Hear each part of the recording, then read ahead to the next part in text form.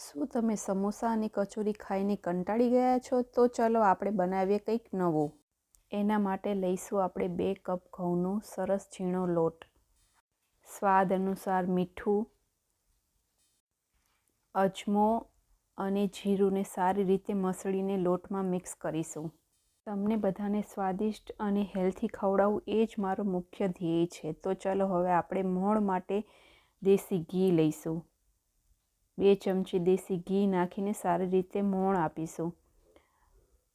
મોણ મુઠ્ઠી પડતું હોવું ખૂબ જ જરૂરી છે. એનાથી આપણે આ સમોસા કહો કે કચોરી બહુ જ સરસ મજાના ખસ્તા બનશે. જુઓ કેવી સરસ મજાની મુઠ્ઠી પડે છે. આ રીતનું મોણ દઈ જરૂરિયાત પ્રમાણે પાણી ઉમેરતા જઈ સરસ મજાની કઠણ કણક બાંધવાની છે. લોટને સારી રીતે મસળી અને સરસ મજાની કઠણ પણ નહીં અને નરમ પણ નહીં એવી કણક તૈયાર કરવાની છે. આપણી સમોસાની કણક સરસ મજાની તૈયાર થઈ ગઈ છે. હવે થોડીવાર માટે એને ઢાંકીને મૂકી દઈશું. બીજી બાજુ એક કઢાઈમાં તેલ નાખી રાઈ, જીરું, હિંગનો વઘાર કરીશું. બાફેલા બટેકા નાખીને સારી રીતે સાતળી લઈશું. બટેકા સારી રીતે સતળાઈ જાય એટલે એમાં સ્વાદ અનુસાર મીઠું, હળદર, લાલ મરચું પાવડર સારી રીતે મિક્સ. હવે એમાં બાફેલા વટાણા મિક્સ કરીશું. વટાણા અને બટેકાને સારી રીતે મિક્સ કરી એક સરસ મજાનો મસાલો તૈયાર કરીશું, જે આપણે આપણા સમોસામાં ભરીશું. તાજી કોથમીર નાખી અને સારી રીતે મિક્સ કરી લઈશું. હવે એક વાટકામાં 2 ચમચી દેશી ઘી અને ચોખાનો લોટ મિક્સ કરી સરસ મજાની પેસ્ટ તૈયાર કરીશું. આપણી સરસ મજાની પેસ્ટ થઈ ગઈ છે તૈયાર.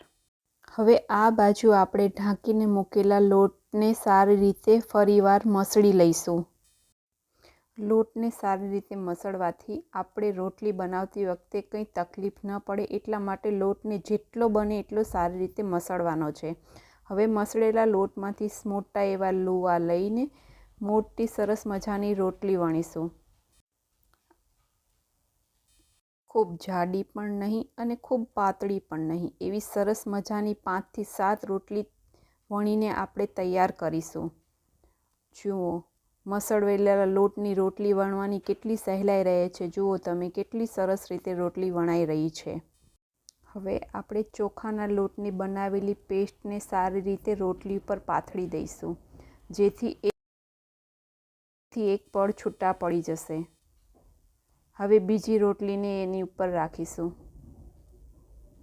પાછી તેના ઉપર તે પેસ્ટ લગાવીશું.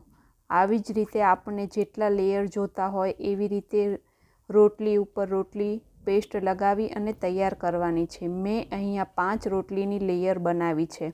હવે ફરીથી આ બધી જ રોટલીને બીજી વાર વણી એક મોટો રોટલો બનાવવાનો છે અને પછીથી તેની સાઈડો કાપી અને સરસ મજાનો એક ચોરસ બનાવવાનો છે.